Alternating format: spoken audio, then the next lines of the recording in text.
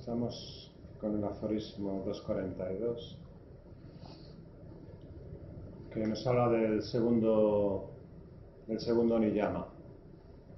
Bueno, el primero era Saucha, la limpieza o la pureza, y Patanjali le dedicaba 2 aforismos: la pureza o limpieza externa y la pureza o la limpieza interna. Y veíamos en ese aforismo, en el último aforismo, que esa pureza interna te permitía ir hacia tu interior y descubrir tu propia identidad. Y esa propia identidad te daba la llave para ver el contenido del ser, de tu verdadera esencia. Y este aforismo creo que es un resultado de esa interiorización, de ese viaje, de ese conocimiento, de esa experiencia. Bueno, nos habla de Santosha. Santosha es el contentamiento. Y dice el aforismo: Santosha anuttamaha sukha labhaha.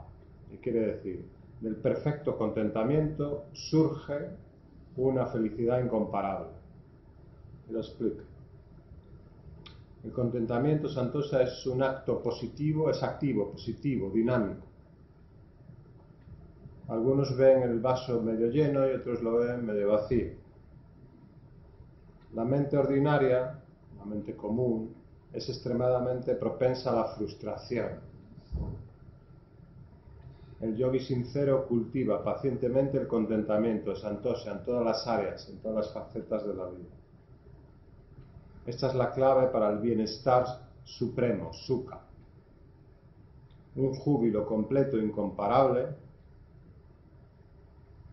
Esta satisfacción no está ligada al inestable, cambiante y fugaz mundo material, proviene de muy dentro del corazón. Entonces, este estado de contentamiento no es el resultado de obtener bienes materiales, no es el resultado de algo palpable, tangible, cambiante, como es la materia. En yoga sabéis que se llama prakriti, y se considera prakriti todo aquello que cambia, y por ello no es puro.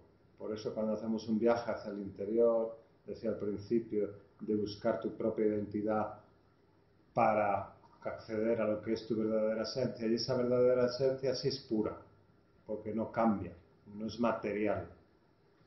Y de ese estado, desde esa esencia, surge este contentamiento. La propia identidad sigue siendo prakriti, sigue siendo naturaleza cambiante, pero está muy cerca, ya está muy cerca de lo que es la verdadera esencia, que es pura, ¿no? Que se puede llamar alma, en sánscrito también se llama atman.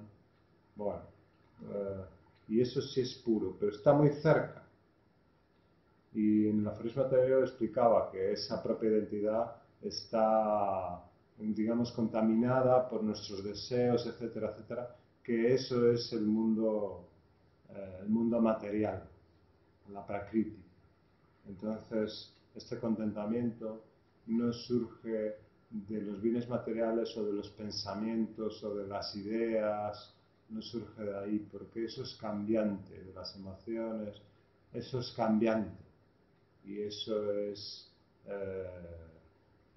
digamos, no es un estado puro. Entonces es un contentamiento que no es duradero, ¿vale? Porque en cuanto cambie la circunstancia, ese contentamiento va a desaparecer. Entonces el contentamiento que nos habla aquí es un contentamiento que perdura porque proviene de algo puro y que no cambia. Entonces, bueno, vuelvo a decir lo que digo en otros aforismos, que Patanjali explica dónde está la mente ordinaria, la mente común, que está dispersa, que está actualmente todo el tiempo atraída por los sentidos, donde los sentidos se pueden posar y coger, y es propensa, dice, a la frustración. Entonces esta es la mente ordinaria, un estado común, ordinario de las personas normales.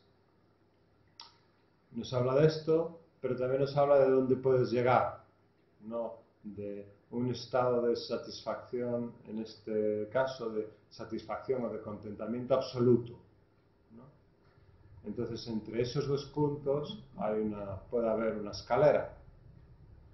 Y nosotros, como en el aforismo anterior, podemos estar en un estado de pureza, de interiorización determinado, pues en el segundo escalón, digamos, y eso también se reflejará en otros aspectos como en Santosha, la satisfacción.